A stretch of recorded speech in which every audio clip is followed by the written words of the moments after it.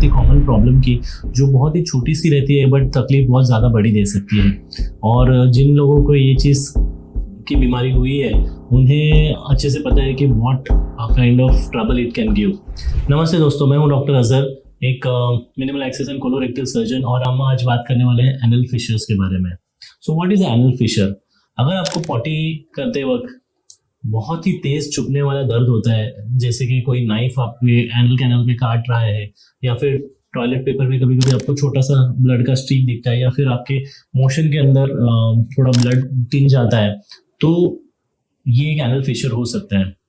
ये वीडियो मैंने स्पेसिफिकली बनाया है कॉमन पब्लिक के लिए, और इसके अंदर मैंने American society of colorectal surgeries, association of colorectal surgeons of India और ESCP European society of proctology की गाइडलाइंस को बहुत ही सिंप्लीफाइड तरीके से सारे मेरे व्यूवर्स और फॉलोअर्स तक पहुंचाने की कोशिश की है। तो चलिए आज समझते हैं हम लोग इस very common and very painful condition के बारे में, जिसको हम लोग बोलते हैं एनल फिशर। तो जानिए कि एनल फिशर होता क्या है। Anal fissure, this is a model of our anal canal, जिसको हम लोग ने कट किया है। तो यहाँ पे अगर आप देखेंगे तो this is our internal sphincter and this is external sphincter and this is the part through which the motion will pass. So when जब मोशन बहुत ही हार्ड हो जाता है और इस रास्ते से जाता है, तो कभी कभी ये स्ट्रेच होने की वजह से यहाँ पे एक आपको स्किन के अंदर क्रैक आ सकता है, और उसको हम लोग फिशर बोलते हैं।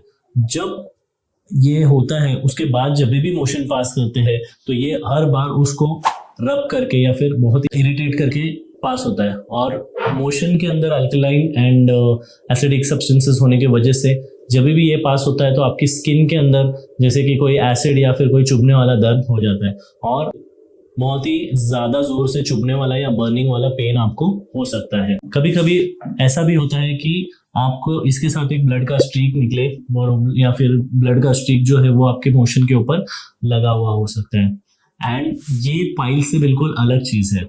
बहुत ही इंपॉर्टेंट चीज जानने की ये है कि एनल फिशर जो होता है वो क्रैक होता है, बट पाइल्स के अंदर क्या होता है कि आपको बड़े बड़े मस्से ऐसे आते हैं, या फिर बड़े बड़े गुच्छे आते हैं जो ब्लड वेसल्स के होते हैं, जिसमें से ब्लीडिंग हो सकती है। तो एनल फिशर के क्या कॉमन लक्षण हो सकते हैं वो हम लोग देखते हैं। मोस्ट इंपॉर्टेंट इसका जो सिम्टम है वो ये है कि जब भी आप मोशन पास करेंगे पॉटी के बाद या फिर दौरान, बहुत जोर से शार्प चुभने वाला अगर आपको दर्द होता है तो आपको एनल फिशर हो सकता है। ACRS के अनुसार ये कुछ इंपॉर्टेंट सिम्टम्स है या फिर कुछ इंपॉर्टेंट कारण है जिसके वजह से एनल फिशर होता है। सबसे पहला और इम्पोर्टेंट कारण है कॉन्स्टिपेशन। ज्यादा देर तक पॉटी रोकना या फिर ज्यादा दिनों तक पॉटी नहीं करना का, या फिर इल हाइजीनिक टॉयलेटिंग हैबिट्स, उसकी वजह से भी आपको ये हो सकता है। कभी कभी बहुत ज्यादा डायरिया होने के बाद भी आपको ये जलन हो सकती है, फिशर्स हो सकता है। एक बहुत कॉमन कंप्लेंट ऐसी भी है कि जब प्रेगनेंसी या डिलीवरी के बाद भी इसको देखा गया है। और एक वेरी इंपॉर्टेंट डिसीज है जिसको हम लोग बोलते हैं क्रॉन्स डिसीज। तो क्रॉन्स डिसीज के पेशेंट में भी ये पाया गया है। According to the association of colorectal surgeons of India, कभी कभी स्फिंक्टर मसल्स ज्यादा टाइट होने की वजह से भी फिशर्स हो जाता है, और ये फिशर फिर ठीक नहीं हो पाता। अब हम देखेंगे फिशर्स को कैसे ठीक कर सकते हैं। According to the ACRS and accuracy, very simple इसके इलाज उन्होंने बताए हैं। First and foremost is diet.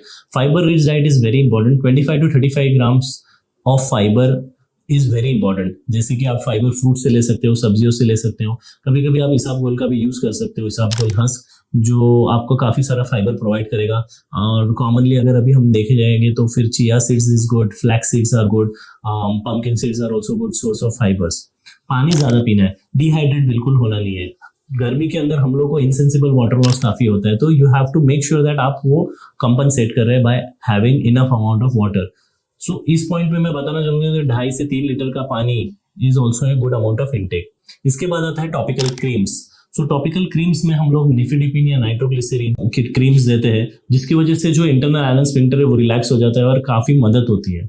Stool softener इसलिए दिया जाता है कि ताकि आगे हार्ड स्टूल ना हो, और आगे हार्ड स्टूल की वजह से ज्यादा जलन ना हो। और एक इंपॉर्टेंट चीज है या एक ट्रीटमेंट है जिसे हम बोलते हैं sitz bath. So sitz bath में क्या करते हैं कि एक टब के अंदर you take some warm water.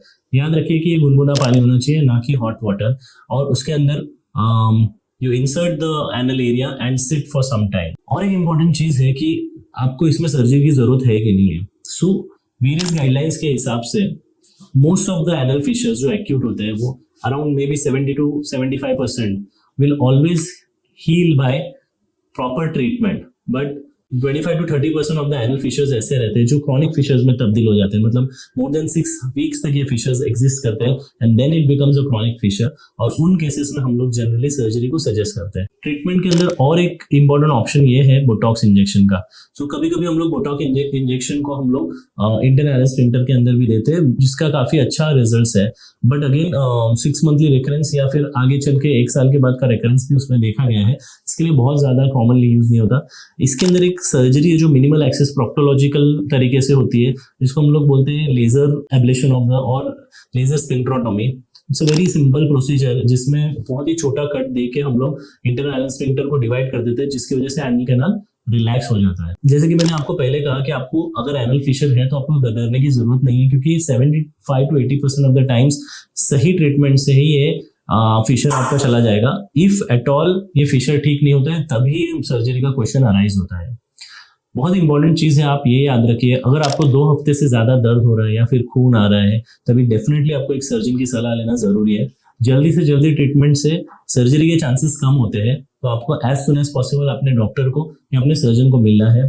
अपने गट हेल्थ का और स्टूल हाइजीन का या फिर जो स्टूल हाइजीनिक प्रैक्टिसेस है उसका अच्छे तरीके से ख्याल रखना बहुत जरूरी है। कम प्रोसेस्ड फूड या अल्ट्रा प्रोसेस्ड फूड को अवॉइड करना चाहिए।